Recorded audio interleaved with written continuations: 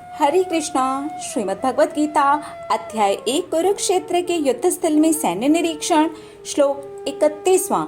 निमित्तानि च पश्यामि विपरीतानि केशव, न च श्रेयोनुपश्यामि हत्वा स्वजन्माहुवे। अर्जुन, जो अपने आप को असमर्थ महसूस कर रहे थे लड़ने के लिए भी और वहां पर खड़ा रहने तक के लिए, वो कांप रहे हैं, उनकी त्वचा जल रही है, मुंह सूख रहा है। अब वो कहते हैं, मुझे तो स्थिति भी विपरीत ही नजर आ रही है, मुझे कुछ समझ में नहीं आ रहा, ये सब उल्टा दिखाई दे रहा है, ये सब मेरे स्वजन हैं, इन्हें मार के मुझे क्या मिलेगा। इसके लिए अब वो अपने मार्गदर्शक का सहारा लेते हैं। वो कहते हैं, हे केशव, मुझे बताओ। हमें भी कहना है, हे केशव।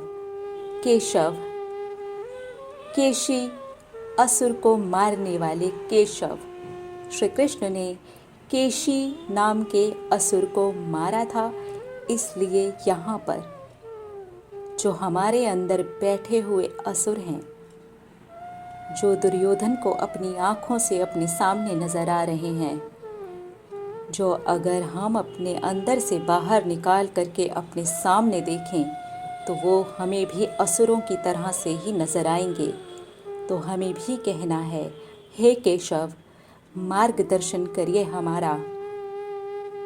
ऐसा ही होता है जब हम अपनी ही चीज़ों को, अपनी ही कमियों को, अपनों को, अपनी इच्छाओं को जो हम पर हावी हो चुकी होती हैं, उन्हें सामने निकाल करके रखते हैं, तब हमें लगता है इस इच्छा से भागना है, इस इच्छा को ही मारना है, इस इच्छा को ही हटाना है, इसी से अपने मन को दूर करना है।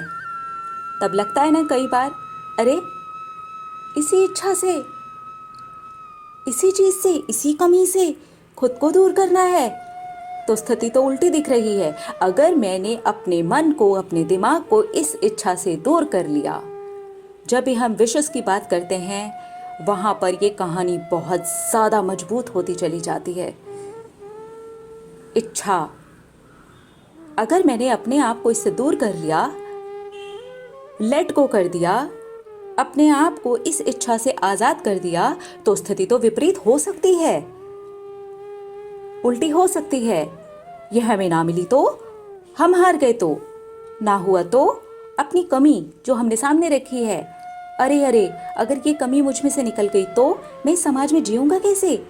अरे इस कमी के साथ ही समाज चलता है, झूठ के बिना तो काम हो ही नहीं सकता, ये तो करना ही पड़ेगा, इस कानून को तो तोड़ना ही होगा, इस नियम के उल्लंघन के बिना हमारा जीवन चल ही नहीं सकता।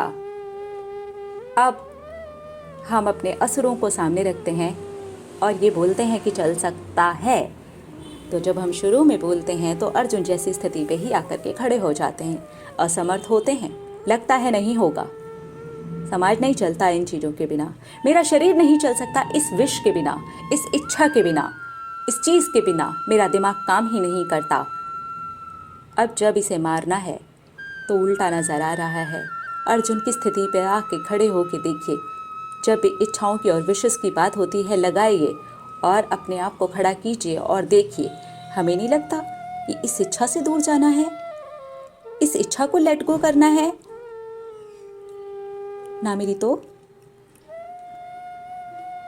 जब भी ऐसा लगता है ना मिली तो, तभी कहना है, हे केशव, मार्गदर्शन कीजिए, क्या मिलेगा, क्या मिलेगा मुझे।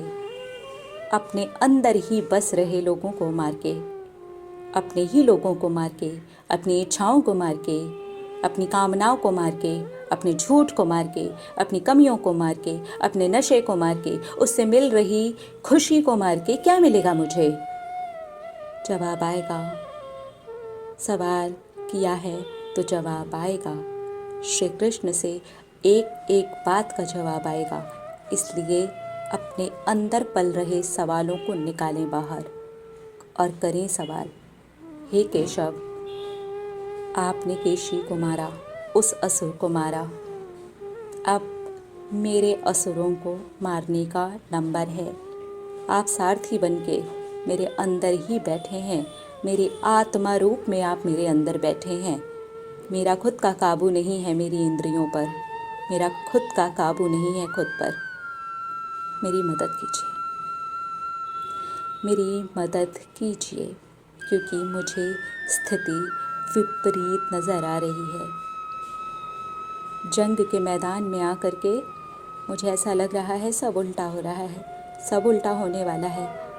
हार जाऊंगा मैं, हार जाऊंगी मैं, नहीं मिला तो, ना हुआ तो, इसको छोड़ के मुझे क्या मिलेगा, सब निकालिए बाहर। एक एक चीज़ का जवाब मिलने वाला है, श्री कृष्ण के द्वारा मिलने वाला है।